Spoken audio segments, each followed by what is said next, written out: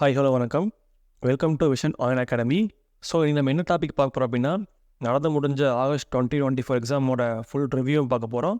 அதுவும் இல்லாமல் syllabus change பற்றி பார்க்க போகிறோம். அதுவும் இல்லாமல் நெக்ஸ்ட்டு அதாவது இந்த எக்ஸாம் பாசிட்டிவாக முடிஞ்சிச்சுன்னா என்ன பண்ணலாம், நெகட்டிவாக முடிஞ்சால் என்ன பண்ணலாம், என்னோட ஒப்பீனியன் உங்களுக்கு ஷேர் பண்ணுறேன். ஓகேங்களா? ஸோ ஃபஸ்ட்டு என்ன பண்ணுறேன் அப்படின்னா, எக்ஸாம் பார்த்துடலாம். இந்த எக்ஸாம் கொஞ்சம் ஈஸியாக தான் வந்துச்சு. இங்கிலீஷ் சீனியர் ரொம்ப ஈஸி, தமிழ் சீனியர் கொஞ்சம் டஃப்பு. உண்மையாலுமே தமிழ்லேயே கொஞ்சம் டஃப்பாக தான் இருந்துச்சு. ஓகேங்களா? டஃப் மீன்ஸ் ரொம்ப டஃப்பாலாம் கிடையாது. ஓரளவுக்கு வேர்ட்ஸ் ஹார்ட் வேர்ட்ஸ் கேட்டிருந்தாங்க.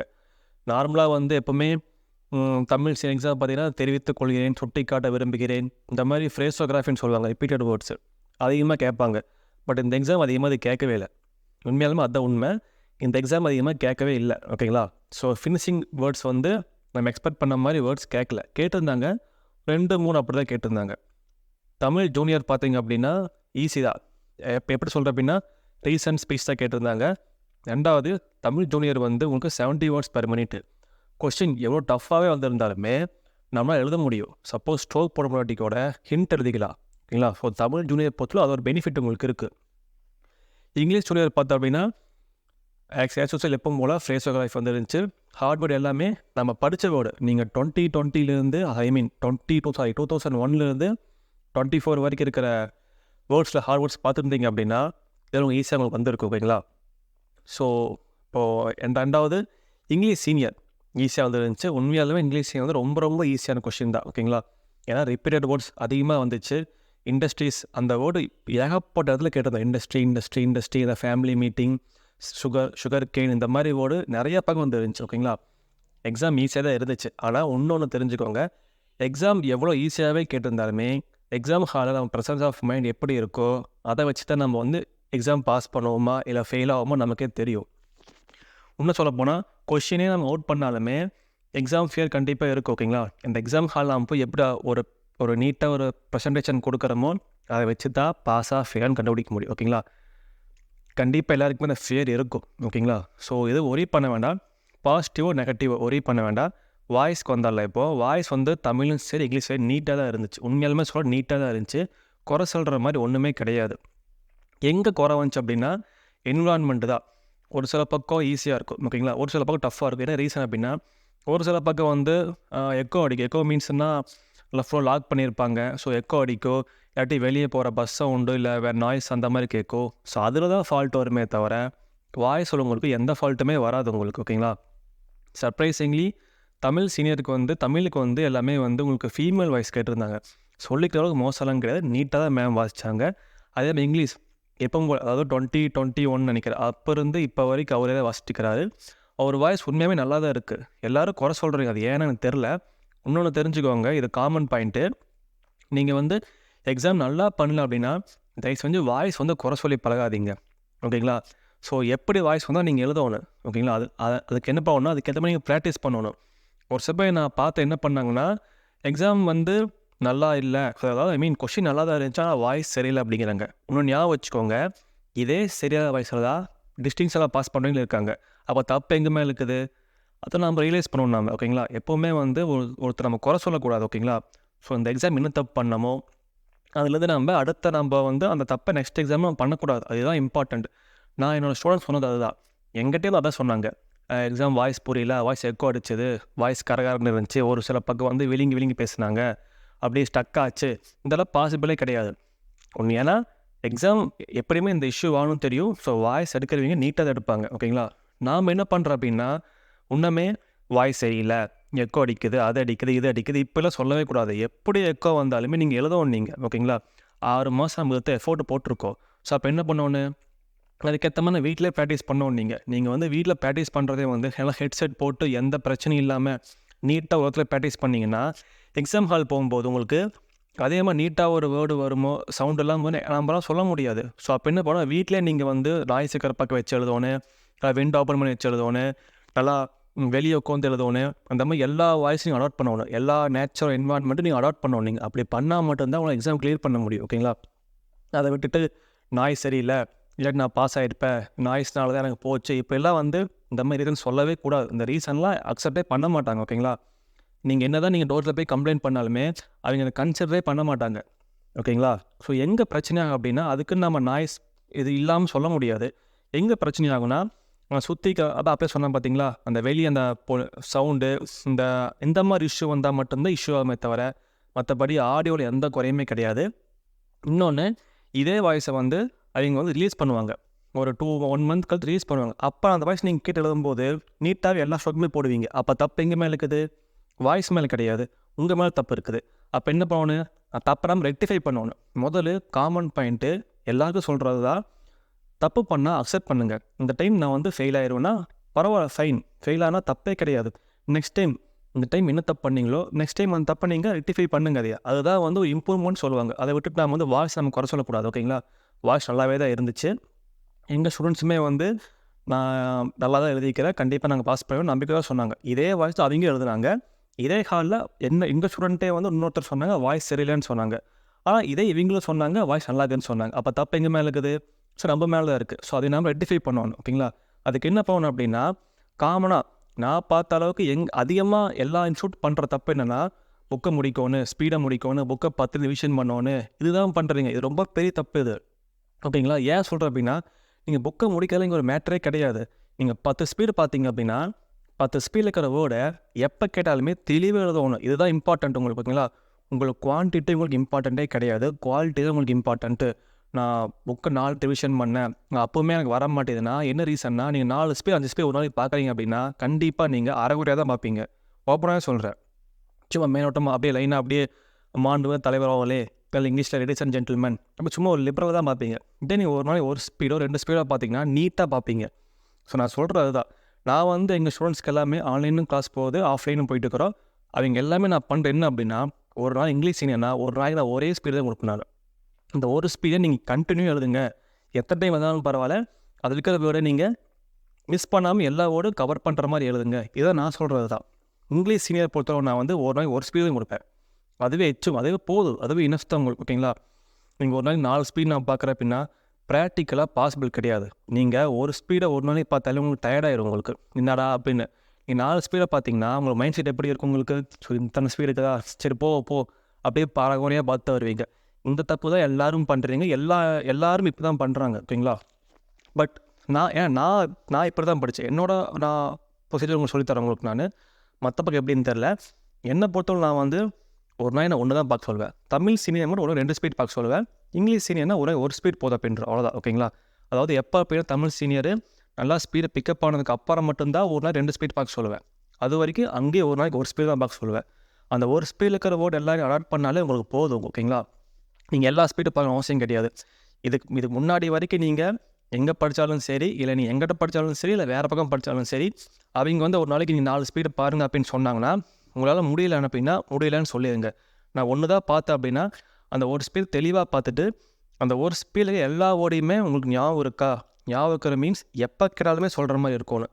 அதுக்குன்னு கண்டிப்பாக மறந்துடும், இல்லைன்னு சொல்ல. அதுக்குன்னு ஓரளவுக்கு அந்த கான்செப்ட் ஞாபகம் இருக்கணும். கொஞ்சமாக ட்ரை பண்ணும். அந்த மாதிரி நீங்கள் வந்து படிக்கணும். நீங்கள் போதும் ஒரு நாளைக்கு 1 ஸ்பீட் இங்கிலீஷ் சீனியருக்கு போகுது, இங்கிலீஷ் தமிழ் சீனியருக்கு ஒரு 2 ஸ்பீடு போகுது. அதாவது பிக்கப் ஆனதுக்கப்புறம் இங்கிலீஷ் சீனியர் பிக்கப் நல்லா ஆனால் கூட நீங்கள் ஒரு நாளைக்கு 1 ஸ்பீடு தான் பார்க்கணும்.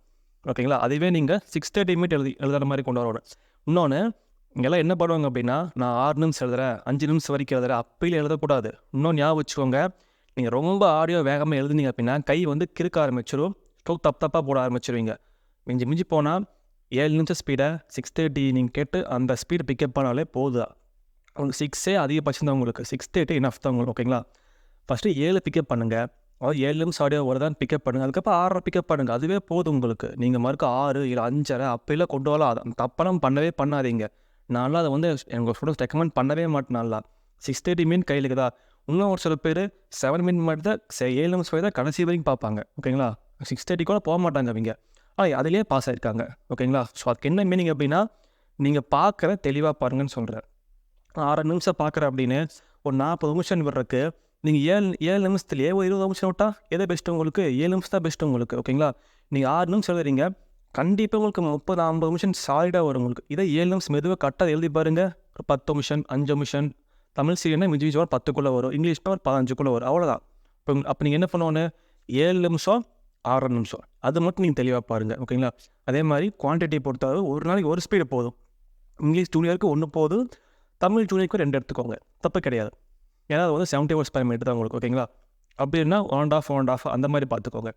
நீங்கள் புக்கை முடிக்கவும் தயவு செஞ்சு படிக்கவே வேணாம், ஓகேங்களா? நான் காமனாக சொல்கிறது தான். எல்லா பக்கம் வந்து புக்கை முடிக்க சொல்கிறாங்க, புக்கை முடிக்கணும், ரிவிஷன் 4 டைம் பண்ணணும், 5 டைம் பண்ணணும், அதெல்லாம் இங்கே வேலையே வேண்டாம். நீங்கள் பார்த்த கூட தெளிவாக பாருங்கள், அது வரைக்கும் போதும். மெயினாக என்ன பண்ணணும் அப்படின்னா, ஃபஸ்ட்டு வந்து நீங்கள் 90s ஸ்பீட் எடுத்து படிங்க.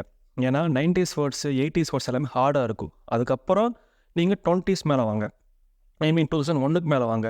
ஏன்னா 90s வேர்டு எல்லாமே ஹார்ட் வேர்டு தான் இருக்கும். அதையே நீங்கள் அடாப்ட் பண்ணி பழகிட்டிங்கன்னா 20s வந்து ஈஸியாக இருக்கும். நீங்கள் எடுத்தோன்னே 20s நீங்கள் போயின்னு வச்சுக்கோங்களேன், வேர்ட்ஸில் உங்களுக்கு ஈஸியாக தான் உங்களுக்கு இருக்கும். டக்கு நீங்கள் அதை முடிச்சுட்டு 90s வரும்போது வேர்டெல்லாம் பெருசாக இருக்கும். அப்போ உங்களுக்கு மைண்டில் உங்களுக்கு ஒரு மாதிரி ஃப்ரஸ்ட்ரேட் ஆகிடும். என்னடா அந்த ஸ்பீட் ஈஸியாக வந்துச்சு, இந்த ஸ்பீட் டஃபாக வருது அப்படின்னு தோணும். ஸோ ஃபஸ்ட்டு 80s 90s முடிங்க. 80s முடிக்காட்டியும் பரவாயில்ல, 90க்கு மேலே அந்த 20 ஸ்பீடு, அதாவது 90ஸ்லேருந்து 2000 வரைக்கும் 20 ஸ்பீட் நீங்கள் எல்லா இதுலேயுமே தமிழ், இங்கிலீஷ் எல்லாத்துலேயுமே உங்களுக்கு அந்த ஸ்பீடை பார்த்துட்டு அதுக்காக 20ஸ்க்கு மேலே நீங்கள் வந்தீங்க அப்படின்னா உங்களுக்கு எல்லாம் கூட ஈஸியாக இருக்கும். இது என்னோட பர்சனல் ஒப்பீனியன், நான் இதான் ஃபாலோ பண்ணுறேன், ஓகேங்களா?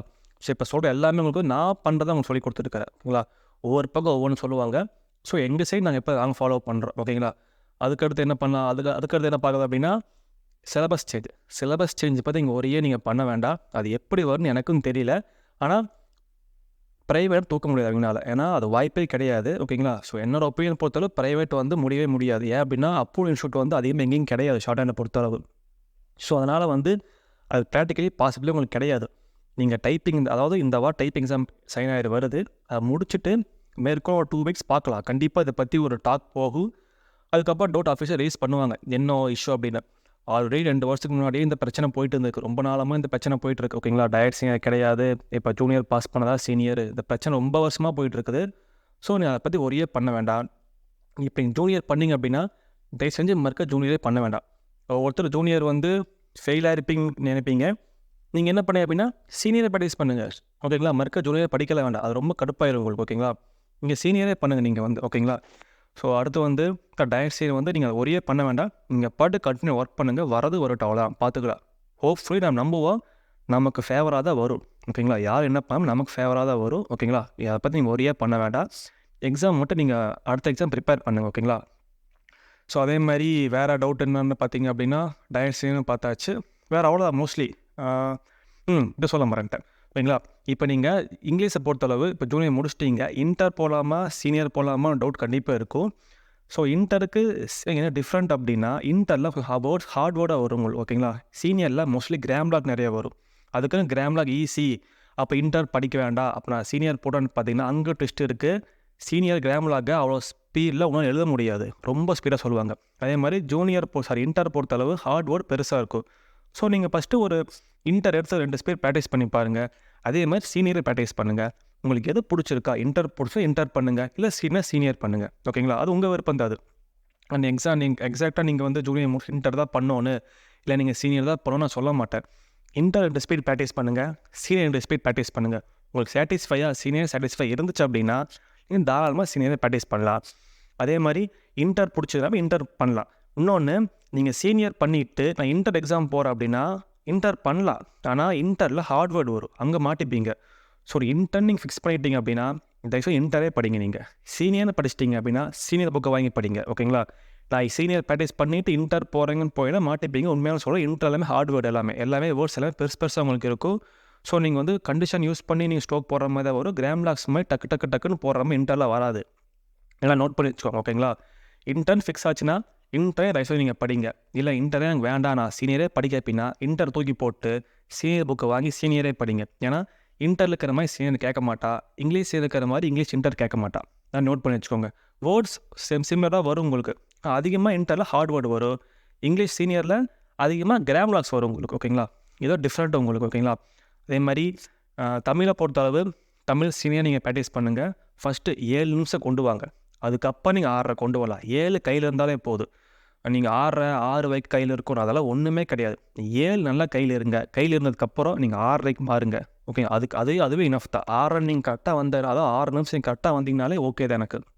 அதை விட்டுட்டு 6 கொண்டு போகிற 5 பாயிண்ட் ஒரு சில பேர்லாம் 5 நிமிஷம் ப்ராக்டிஸ் பண்ணலாம் பார்த்துருக்கேன் நான். அதெல்லாம் அப்படியே ஒன்றுமே புரியாது, எதுக்கு இவ்வளோ வேகமாக போறியா எனக்கு தெரில எனக்கு, ஓகேங்களா? ஸோ இந்த மாதிரி தப்பாக செஞ்சு பண்ணாதீங்க, ஓகேங்களா? யார் என்ன சொன்னாலுமே உங்களுக்கு கரெக்டுன்னு பட்டுச்சுன்னா நீங்கள் ட்ரை பண்ணுங்கள்.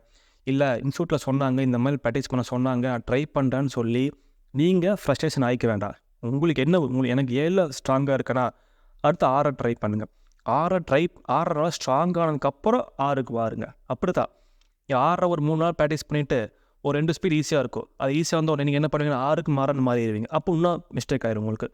6 நிமிஷம் எந்த ஸ்பீடு கொடுத்தாலுமே நீங்கள் கரெக்டாக வர மாதிரி இருந்துச்சு அப்படின்னா 6லேயே இருந்து 6க்கு மாறுங்க. இல்லையா 6 நீங்கள் ப்ராக்டிஸ் பண்ணுங்கள். ஓகேங்களா? 6 நிமிஷம் 7 நிமிஷம் இந்த 2 இனஃப் தான் உங்களுக்கு. ஓகேங்களா?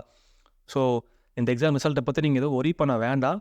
ரிசல்ட்டு பாசிட்டிவோ நெகட்டிவோ, ஆனால் என்னோடய ஒப்பீனியன் இப்போ இருந்தே நீங்கள் ப்ராக்டிஸ் ஆரம்பிச்சுக்கோங்க. நான் ரிசல்ட் முடிஞ்சதுக்கப்புறம் நான் ஆரம்பிக்கிறேன் அப்படின்னு நினைக்கவே வேண்டாம். இப்போ இருந்தே டே 1லேருந்து நீங்கள் ப்ராக்டிஸ் பண்ண ஆரம்பிங்க. யார் என்ன சொன்னாலும் பரவாயில்ல, நீங்கள் ப்ராக்டிஸ் பண்ணிகிட்டே இருங்க. Practice makes the man to பர்ஃபெக்ட்னு சொல்லுவாங்க. நீங்கள் ப்ராக்டிஸ் பண்ண உங்கள் ஸ்பீடு வராட்டியுமே நீங்கள் பண்ணுற எஃபோர்ட் உங்களுக்கு கண்டிப்பாக அச்சீவ் பண்ணும். ஓகேங்களா? இன்னொன்று தெரிஞ்சுக்கோங்க, நீங்கள் எக்ஸாமில் ஒன்றுமே நீங்கள் படிக்காமல் போய் ஃபெயில் ஆகிறது வேறு, எல்லாம் படித்து கஷ்டப்பட்டு ட்ரை பண்ணி போய் ஃபெயில் ஆகிறது வேறு. நோட் பண்ணிக்கோங்க. சும்மா போய் ஃபெயில் ஆகிறது 10 பைசா பிரயோஜனம் கிடையாது. இதே நீங்கள் எஃபோர்ட் போட்டு நீங்கள் ஃபெயில் ஆனீங்க அப்படின்னா உங்களுக்கே ஒரு சாட்டிஸ்ஃபேக்ஷன் வரும். நெக்ஸ்ட் எக்ஸாம் நான் கண்டிப்பாக கிளியர் பண்ண கான்ஃபிடென்ட் வரும். ஸோ சொல்கிறது தான், எஃபோர்ட்டு உங்களுக்கு நீங்கள் நேர்மையாக பண்ணுங்கள். ஒரு நாளைக்கு ஒரு ஸ்பீட் தான் நான் பார்க்கணும், அந்த ஒரு ஸ்பீட் நேர்மையாக பாருங்கள். அரைகுறையாக பார்க்க வேண்டாம். இல்லை நான் 4 நிமிஷம் தான் ஒரு நாளைக்கு பார்ப்பேன், 7 நிமிஷத்துலாம் ஃபைன், 4 நிமிஷம் தெளிவாக பாருங்கள். நான் சொல்கிறது தான். உங்களால் ஒரு ஸ்பீடுமே பார்க்க முடியல அப்படின்னாலுமே ஒரு ஸ்பீடை 2 நாள் தான் நான் பார்க்க அப்படின்னா 2 நாள் பாருங்கள், தப்பே கிடையாது. ஓகேங்களா? அதாவது நீங்கள் முயல் மாதிரி நீங்கள் வேகமாக போகணும் அவசியமே எனக்கு கிடையாது. ஆமாம் மாதிரி நீங்கள் ஊறிட்டு போனாலே போதும், மொத்தத்தில் போனால் போதும், அவ்வளோதான் இம்பார்ட்டண்ட்டு. நான் வந்து ஒவ்வொருத்தர் என்ன பண்ணுவாங்கன்னா ஒரு நாளைக்கு 4 ஸ்பீட் பார்ப்பாங்க, அப்போ 4 நாள் பார்க்க மாட்டாங்க, அதுக்கு அடுத்த நாள் மறுக்க 3 ஸ்பீட் பார்ப்பாங்க. இதெல்லாம் பண்ணிங்கன்னா ஒன்றுமே ஆகாது. கன்சிஸ்டன்சி ரொம்ப இம்பார்ட்டண்ட்டு. டே பை டே நீங்கள் ப்ராக்டிஸ் பண்ணிகிட்டே தான் இருக்கும். இதான் பர்சனல் ஒப்பீனியன். ஸோ அதே மாதிரி லாஸ்ட்டாக வந்து நம்ம இன்ஸ்டியூட்லேயுமே வந்து ஆன்லைன் கிளாஸ் போயிட்டு இருக்குது. ஓகேங்களா? ஸோ வெளியே ஜாயின் பண்ணிக்கலாம். எல்லாத்துமே மந்த்லி ஃபீஸ் உங்களுக்கு 300 ருபீஸ் தான் உங்களுக்கு. இங்கிலீஷ்க்கு வந்து தனியாக நான் ஷார்ட்கட் கொடுத்துருவேன். தமிழுக்கு நான் வந்து ஃப்ரேஸோகிராஃபி கொடுத்துருவேன். ஓகேங்களா? இந்த மாதிரி வேர்டு வரும்னு கொடுத்துருவோம். நான் ரீசன்ட் ஸ்பீச் எல்லாமே நான் அப்டேட் பண்ணி கொடுத்துருவேன் உங்களுக்கு நான். ஸோ 2வது, இந்த தமிழ் ரோல் எக்ஸாமில் வந்து நான் எங்கள் இன்ஸ்டியூட்டில் வந்து ஒரு பிடிஎஃப் மாதிரி கொடுத்துருந்தேன். ஸோ அதில் இருக்கிற ரூல்ஸ் அந்த பேர் அப்படியே வந்துச்சுன்னு சொன்னாங்க. ஓகேங்களா? ஸோ அந்த மாதிரி வந்து எல்லாமே உங்களுக்கு நான் கொடுத்துருவேன். இங்கிலீஷும் நான் கொடுத்துருவேன். ஓகேங்களா? ஸோ இங்கிலீஷ் பொறுத்தளவு ஸ்பீட் வைஸ் உங்களுக்கு நான் ஷார்ட்கட் கொடுத்துருவேன். நான் எல்லாமே கொடுத்துருவேன். ஸோ வெளியே நான் ஜாயின் பண்ணிக்கலாம். டிஸ்கிரிப்ஷன் நம்பர் கொடுத்துருக்கேன், நீங்கள் கான்டாக்ட் பண்ணுங்கள். மேபி கிளாஸ் வந்து உங்களுக்கு நெக்ஸ்ட் மந்த் ஸ்டார்ட் ஆகும் உங்களுக்கு. சப்போஸ் ஷார்ட் ஹேண்ட் ஏதாவது புதுசாக படிக்க வர அப்படின்னாலுமே உங்களோட பட்ஜெட் கிளாஸ், அதாவது பிட்மேன் புக்கு, இங்கிலீஷ்னா பிட்மேனு, தமிழ்னா சீனிவாச ராமமுறை, இந்த 2மே நான் வந்து ஃப்ரீயாகவே என்னோட சேனலில் வந்து நான் கிளாஸ் போட்டிருக்கேன். நீங்கள் அதவே பார்த்துக்கலாம். இதுக்கு தனியாக நீங்கள் அமௌண்ட்டை பே பண்ணி படிக்கணும்னு கிடையாது. ஒரு சில பக்கம் இதுக்கு அமௌண்ட் வாங்கி பண்ணுறாங்க. ஓகேங்களா? பட் அதை மாதிரி நாங்கள் பண்ணுறதில்ல. நாங்கள் ஸ்பீடு மட்டும் தான் ஃபோக்கஸ் பண்ணுவோம். சப்போஸ் நீங்கள் ஸ்பீட்னு வரல, இப்போ ஸ்டார்ட் பண்ணுறது அப்படின்னா என்னோடய யூடியூப் சேனல்லேயே உங்களுக்கு லிங்க் இருக்குது. தமிழ் ஜூனியர் பேசிக்னு இருக்குது, இங்கிலீஷ் ஜூனியர் பேசிக்னு உங்களுக்கு இருக்குது. அதிலே எல்லா லெசனும் அப்டேட் பண்ணியிருப்பாங்க உங்களுக்கு நான். சரிங்களா? நீங்கள் அதிலே நீங்கள் பார்த்துக்கலாம். ஸோ உங்களுக்கு எல்லாம் புரிஞ்சுக்க நினைக்கிறேன். ஸோ மேற்கொண்டு உங்களுக்கு வேறு டவுட் இருந்தால் நீங்கள் டவுட் பண்ணுங்கள். அதே மாதிரி சிஓஏக்கு நம்ம கிளாஸ் எடுத்துகிட்டு கொண்டுக்கிறோம். ஸோ சிஓஏ வந்து மந்த்லி ஃபீஸ் உங்களுக்கு மந்த்லிங்கிற மாதிரி மொத்த ஓவரால் ஃபீஸு உங்களுக்கு 1000 தான் சிஓஏ உங்களுக்கு. ஷார்ட் ஹேண்டுக்கு மட்டும் மந்த்லி வந்து 300 ருபீஸ் அவ்வளோ. ஓகேங்களா? ஸோ ரொம்ப கம்மி வேலை தான். மோஸ்ட்லி கிளாஸ் வந்து உங்களுக்கு மார்னிங், ஏர்லி மார்னிங் உங்களுக்கு இருக்கும். ஏன் ஏர்லி மார்னிங்னா, ஏர்லி மார்னிங் நீங்கள் படிச்சிங்க அப்படின்னா அந்த வேர்ட்ஸ் எல்லாமே உங்களுக்கு பக்கா மைல் நிற்கும். ஓகேங்களா? நீங்கள் மத்தியானம் தூக்கத்தில் படிக்கிறதுக்குமே நீங்கள் ஏர்லி மார்னிங் நீங்கள் ஒரு ஸ்டோக் படிக்க டிஃப்ரெண்ட் உங்களுக்கு இருக்குது. ஸோ எப்போவுமே நீங்கள் புதுசாக படிக்கிற அப்படின்னா ஏர்லி மார்னிங் படிங்க. ஸோ ஒவ்வொருத்தர் சில போய் ஈவினிங் வருவீங்க. ஈவினிங் பாசிபிள் கிடையாது. ஏன் அப்படின்னா நீங்கள் ஒருத்தர் போய் காலேஜ் போவீங்க, ஒருத்தர் போய் ஒர்க் போவீங்க, அந்த டயர்டு உங்களுக்கு இருக்கும். அந்த டயர்டை நீங்கள் எழுத மாட்டீங்க. ஸோ அது ரிஸ்க் தான் உங்களுக்கு. மோஸ்ட்லி படிக்கிறதுக்கு ப்ரெஃபரான டைம் என்னோட பொறுத்தவரை ஏர்லி மார்னிங் தான். நான் வந்து முக்கால்வாசி நான் ஏர்லி மார்னிங் தான் படிப்பேன். நான் ஈவினிங்கில் புக் எடுக்கவே மாட்டேன், நைட்டில் புக்கு தொடக்கூட மாட்டேன். நான் ஸோ மார்னிங் மட்டும் நல்லா படிப்பேன். மார்னிங் படித்து ஆஃப்டர்நூன் வரைக்கும் படிச்சுட்டு விட்டுருவோம், அவ்வளோதான். நான் அப்புறம் மோஸ்ட்லி ஈவினிங் வரைக்கும் அதுக்காக விட்டுருவோம். ஈவினிங் வீட்டுக்கு கொண்டு நான் வேறு ஒர்க் தான் பார்ப்பேன். ஓகேங்களா? அந்த மாதிரி எப்போவுமே இருக்கணும். ஸோ ஏர்லி மார்னிங் தான் கிளாஸ் போகும் உங்களுக்கு. ஸோ ஷார்ட் அண்ட் டவுட் ரிலேட்டடாக உங்களுக்கு வேறு டவுட் இருந்தால் நீங்கள் எனக்கு கான்டாக்ட் பண்ணலாம். ஸோ வேறு ஒப்பீனியன் இந்த எக்ஸாம் பற்றினாலும் நீங்கள் கேட்கலாம். ஸோ எதுவும் ஒரி பண்ணாதீங்க. ரிசல்ட்டு பாசிட்டிவ் ஆர் நெகட்டிவ், ஓகேங்களா? நீங்கள் ப்ராக்டிஸ் பண்ணிகிட்டே இருங்க. ப்ராக்டிஸ் பண்ணால் மட்டும்தான் உங்களால் கிளியர் பண்ண முடியும். ஓகேங்களா? எனக்கு ரிசல்ட் வந்து நான் ஸ்டார்ட் பண்ணுறேன்னா முடியாது. அதை 3 மாதத்தில். ஏன் அப்படின்னா இந்த 3 மாதம் நீங்கள் கேப் விட்டிங்கன்னா ஸ்பீடை போயிடும் உங்களுக்கு. நெக்ஸ்ட்டு 3 மாதம் என்ன பண்ணுவீங்க? ஸ்பீடை பிக்கப் பண்ணுவீங்க. பிக்கப் பண்ணப்போ எக்ஸாம் வந்து சீக்கிரம் வந்துடும். அப்போ என்ன பண்ணுவீங்க, டைம் வேஸ்ட்டாக போயிடும். ஸோ இப்போ இருந்தே ப்ராக்டிஸ் பண்ண ஆரம்பிங்க. இந்த 1 வீக் ரெஸ்ட் எடுத்துக்கோங்க, தப்பே கிடையாது. நெக்ஸ்ட் மந்த் நான் கிளாஸ் ஸ்டார்ட் பண்ணுறேன். வில்லிங் இருந்துச்சு அப்படின்னா நீங்கள் ஜாயின் பண்ணுங்கள். ஸோ ஃபீஸ் மொத்தம் உங்களுக்கு வந்து பெர் சப்ஜெக்ட்டுக்கு உங்களுக்கு 300 தான் உங்களுக்கு. கிளாஸ் எல்லாமே ஆன்லைன் கிளாஸ், லைவ் கிளாஸ் தான், ரெக்கார்டு கிடையாது, எல்லாமே லைவ் கிளாஸ் தான். மோஸ்ட்லி லைவ் அட்டன் பண்ணுங்கள், ஓகேங்களா. ரெக்கார்டு வேணால் ரெக்கார்டு உங்களுக்கு ப்ரொவைட் பண்ணிடுவேன். பஸ் நான் என்னோடய ப்ரெஃபரன்ஸுங்க லைவ் அட்டன் பண்ணுங்கள், ஓகேங்களா. ஸோ வேறு டவுட் இருந்தால் எனக்கு மெசேஜ் பண்ணுங்கள். நம்பர் டிஸ்கிரிப்ஷன் கொடுத்துக்கறனால. ஸோ தேங்க்யூ ஸோ மச், பாய்.